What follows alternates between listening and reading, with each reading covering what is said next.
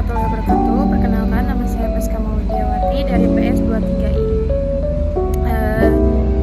Di sini alasan saya memilih tokoh Aristoteles karena Aristoteles merupakan murid dari Plato.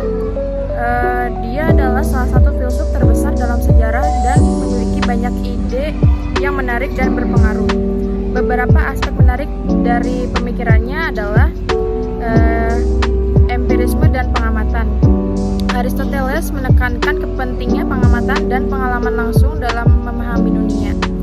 Berbeda dengan Plato yang lebih menekankan dunia ide. Aristoteles percaya bahwa pengetahuan berasal dari pengamatan indera dan pengalaman nyata. Lalu ada logika dan silogisme. Aristoteles adalah bapak logikal formal. Dia mengembangkan sistem logika yang dikenal sebagai silogisme. Sistem logikanya memungkinkan pengujian konsistensi argumen dan penarikan kesimpulan yang valid. Lalu ada metafisika dan konsep substansi. Dalam metafisika, Aristoteles memperkenalkan konsep substansi sebagai inti dari benda-benda individual yang membedakan antara bentuk dan materi, serta antara potensi dan aktualitas yang membantu menjelaskan perubahan dan gerakan dalam dunia fisik. Lalu ada etika kebajikan atau virtue etik. Etika Aristoteles didasarkan pada pengembangan kebajikan dan karakter moral. Dia menekankan pentingnya keseimbangan antara ekstrim dan mengajarkan bahwa kebahagiaan dicapai melalui kehidupan yang dijalani dengan kebajikan. Lalu ada biologi dan ilmu alam. Aristoteles adalah seorang ilmuwan besar yang melakukan pengamatan detail tentang alam, hewan, dan tumbuhan. Karya-karyanya dalam biologi seperti Historia Animalium mencakup klasifikasi organisme dan studi tentang anatomi serta perilaku hewan. Lalu ada teori politik. Dalam politika, Aristoteles menganalisis berbagai bentuk pemerintahan dan penekanan pentingnya negara dalam mencapai kebaikan tertinggi bagi warganya. Dia membedakan antara pemerintah yang baik dan buruk, serta menekankan pentingnya partisipasi warga dalam kehidupan politik. Lalu ada retorika dan seni berbicara. Aristoteles menulis retorika di mana dia menjelaskan seni persuasi dan teknik berbicara yang efektif. Karyanya ini memberikan dasar bagi studi retorika dan komunikasi yang masih relevan hingga saat ini. Lalu ada estetika dan seni. Aristoteles juga menulis tentang seni dan tragedi dalam poetika. Dia menjelaskan konsep katarsis, yaitu pembersihan emosional yang dialami penonton melalui drama, serta pentingnya plot dan karakter dalam narasi yang baik. Lalu ada teologi. Aristoteles memperkenalkan konsep teologi yang menyatakan bahwa segala sesuatu memiliki tujuan atau akhir tertentu. Pendekatan ini digunakan untuk memahami fenomena alam dan perilaku manusia, memberikan perspektif bahwa segala sesuatu terjadi untuk mencapai tujuan tertentu.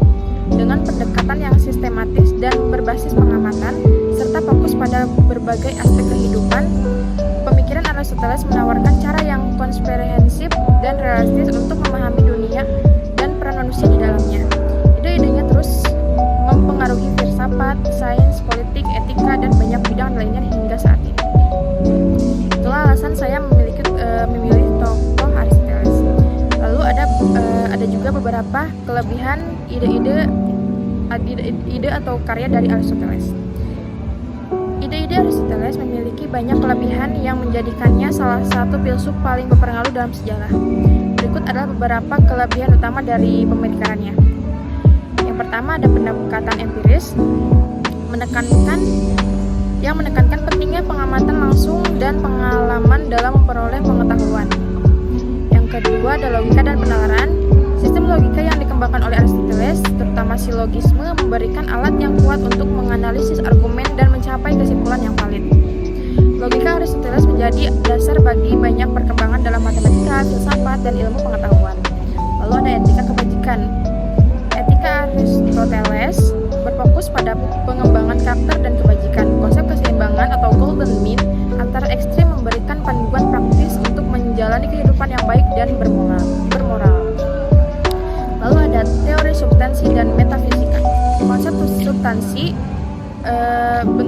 materi yang diperkenalkan Aristoteles menjelaskan sifat dan perubahan dalam benda-benda fisik. Ini memberikan kerangka kerja yang konvensif untuk memahami esensi dan eksistensial. Analisis politik yang mendalam. Dalam Politika, Aristoteles menawarkan analisis yang mendalam tentang berbagai bentuk pemerintahan dan pentingnya partisipasi warga dalam kehidupan politik. Lalu ada keberagaman dan studi. Aristoteles menulis tentang berbagai topik termasuk etika, politik, metafisika, logika, biologi, dan seni. Keluasan cakupan ini menunjukkan fleksibilitas dan kedalaman pemikirannya, menjadikannya relevan dalam banyak disiplin ilmu. Dengan kelebihan-kelebihan ini, pemikiran Aristoteles menawarkan kerangka kerja yang mendalam dan komprehensif untuk memahami dunia serta memberikan panduan praktis dan teoritis yang masih relevan hingga saat ini. Ada pula kekurangan dari Aristoteles, dari ide dan karya Aristoteles, yaitu meskipun pemikiran Aristoteles memiliki banyak kelebihan, ada juga beberapa kekurangan dan kritik yang sering diajukan terhadap ide-idenya. Yang pertama, ada pengetahuan terbatas pada zamannya. Banyak teori Aristoteles, khususnya dalam ilmu alam, didasarkan pada pengetahuan yang terbatas pada zamannya dan telah terbukti salah seiring dengan perkembangan ilmu pengetahuan modern. Lalu ada metode empiris yang kurang sistematis. Meskipun dia mementingkan observasi, metode empirisnya tidak seketat metode ilmiah modern. Ini membuat beberapa kesimpulan yang kurang valid. Lalu ada pandangan sosial dan politik. Beberapa pandangan sosial dan politik Aristoteles seperti pandangannya tentang perbudakan dan peran perempuan dianggap tidak sesuai dengan nilai-nilai modern. Lalu juga ada kritik terhadap metafisika. Konsep-konsep metafisika Aristoteles seringkali dianggap terlalu abstrak dan sulit dipahami tanpa konteks yang tepat. Meskipun ada kekurangan ini, pemikiran Aristoteles tetap memiliki nilai yang besar dan terus mempengaruhi berbagai bidang ilmu dan filsafat. Kritik-kritik ini juga membantu kita untuk lebih memahami keterbatasan historis dan kontekstual dari ide-ide besar. Sekian dari saya mengenai alasan saya memilih tokoh Aristoteles. Semoga dimengerti, kurang lebihnya mohon maaf. Terima kasih. Wassalamualaikum warahmatullahi wabarakatuh.